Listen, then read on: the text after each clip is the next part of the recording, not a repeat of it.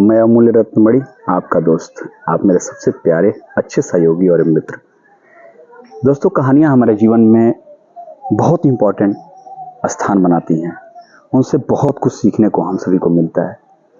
लेकिन कभी कभी हम हार जाते हैं परिस्थितियों से।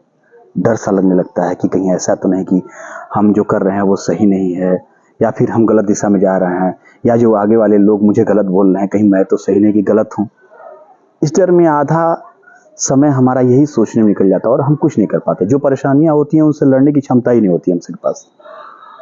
चलिए कहानी बताता हूँ, शायद आप तक पहुँचे।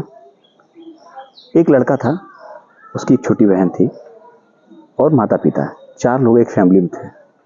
लड़के को अचानक से खेलते खेलते कुछ होता है और वो गिर जाता है।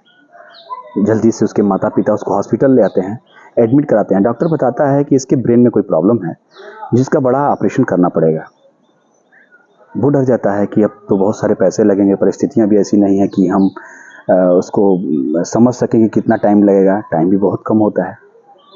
माता पिता एक दिन बैठ करके बात करते हैं कि देखें अब क्या होता है। अचानक से हॉस्पिटल के मेडिसिन सेंटर पे एक छोटी बच्ची अपनी बात को तेज तेज कुछ बोलना चाहती है, और भीड़ ज़्यादा होने की वजह से जो मेडिसिन सेंटर होता है, जो काउंटर होता है, उस पर जो लोग दवा देते रहते हैं वो सुन नहीं पाते उसकी आवाज़ को। बहुत देर से वो कई बार लगाती है, अंकल भैया बोलती है, लेकिन उसकी बात को कोई ध्यान नहीं दे पाता। हाइट भी छोटी होती है और उसकी आवाज़ उन तक नहीं पहुंच पाती होगी, भीड़ ज़्यादा थी, बड़ा हॉस्पिटल था।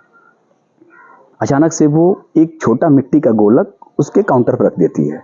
काउंटर पर मिट्टी का गोलक देखते ही सबकी नज़र उस गोलक की तरफ घूमती है, और वहाँ जितने लोग खड़े थे उनके साथ साथ जो काउंटर के अंदर से दवा दे रहा था उसने भी देखा। उसने पूछा, बेटी ये क्या है? तो उसने बताया कि इसमें कुछ पैसे हैं, इसको रख लो और मुझे चमत्कार दे दो। आश्चर्यचकित होकर उस बेटी की तरफ देखता है, उस लड़की की तरफ देखता है कि अरे चमत्कार, ऐसी कोई चीज़ तो होती नहीं है, और तुम ऐसे कैसे पता लगा ली हो कि यहाँ चमत्कार मिलता है? तो उसने कहा, मुझे नहीं पता, पहले आप मुझे इस गुल्लक में जितने पैसे हैं उसको ले लो और मुझे चमत्कार दे दो। वो बड़ा हैरान होता है। उस लड़की के बगल में काउंटर के बाहर एक आदमी खड़ा होता है, जो मुस्कुराता है और पूछता है उस लड़की से कि बेटी इस गोलक में क्या है? अभी पूछता है कि गोलक वो ऊपर से नीचे छोड़ देती है और गोलक टूट जाता है। वो जल्दी जल्दी पैसे को उठाती है और बोली, इसमें इतने सारे पैसे हैं और इन पैसों से मुझे अपने भाई के लिए, छोटे भाई के लिए, छोटी बच्ची होती है, छोटे भाई के ऑपरेशन के लिए चमत्कार चाहिए। तो आदमी पूछता है कि चमत्कार, कितने पैसे हैं? वो पैसे को काउंट करती है और गिन के बताती है कि इसमें पूरे 19 हैं। सारे लोगों की आंखें भर जाती हैं। तो पूछता है बगल वाला आदमी कि ये चमत्कार के बारे में तुम्हें कैसे पता चला? लड़की बोलती है कि एक दिन मम्मी पापा बात कर रहे थे लोग कि मेरे छोटे भाई का ऑपरेशन होना है और उसे जो गंभीर बीमारी है, जितने उनके पास जितने सारे पैसे थे उन्होंने सारे पैसे जोड़ दिए, फिर भी उस ऑपरेशन के काम के लायक वो पैसे नहीं हो रहे हैं, उतने पैसे उसमें पर्याप्त नहीं हो रहे हैं। अब वो बात कर रहे थे कि अब तो कोई चमत्कार ही बचा सकता है। तो मुझे पता था कि चमत्कार तो हॉस्पिटल में ही मिलेगा। तो उनके पास पैसे नहीं हुए तो क्या हुआ, हमारे पास पैसे हैं और मैं अपना गुल्लक लेके आपके पास आई हूँ कि इसमें जितने सारे पैसे हैं सारे ले लीजिए, पर मुझे मेरे छोटे भाई के लिए चमत्कार दे दीजिए। वो जो आंखों में आंसू सबके थे वो धीरे धीरे अपना स्थान छोड़ने लगे और वो बहने लगे। बगल में जो आदमी खड़ा था उसने उस लड़की के हाथ से पैसे लिए और कहे, अरे ये क्या, ये 19 रुपए तो पूरे उतने ही हैं जितना में उसको चमत्कार की जरूरत है।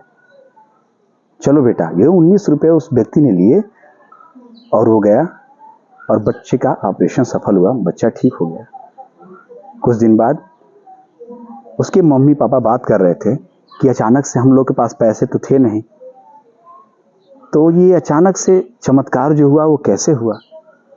तो उसके पिता ने लड़की की तरफ देखा और कहा कि ये जो चमत्कार हुआ ये हमारी बेटी की वजह से हुआ।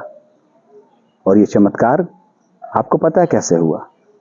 ये चमत्कार, वो जो व्यक्ति उसके बगल में खड़ा था वो उस हॉस्पिटल का सबसे बड़ा न्यूरो सर्जन था, और उसने 19 रुपए में बड़ी सर्जरी की, और वो चमत्कार उस बेटी के माध्यम से उसके छोटे भाई को मिला।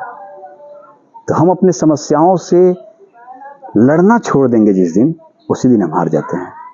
हमारी समस्याएं इतनी बड़ी नहीं हैं जितना हम बड़े हो सकते हैं, जितना हमारी हिम्मत बड़ी हो सकती है। अपनी समस्याओं को आप नज़रअंदाज करें और अपनी हिम्मत और साहस के साथ अपने जीवन में आगे बढ़ें। आपकी समस्याएं आपसे बड़ी नहीं, आपके इरादे को डगमगा जरूर सकती हैं पर आपको हरा नहीं सकती। कैसी रही ये कहानी आप मुझे जरूर बताइएगा।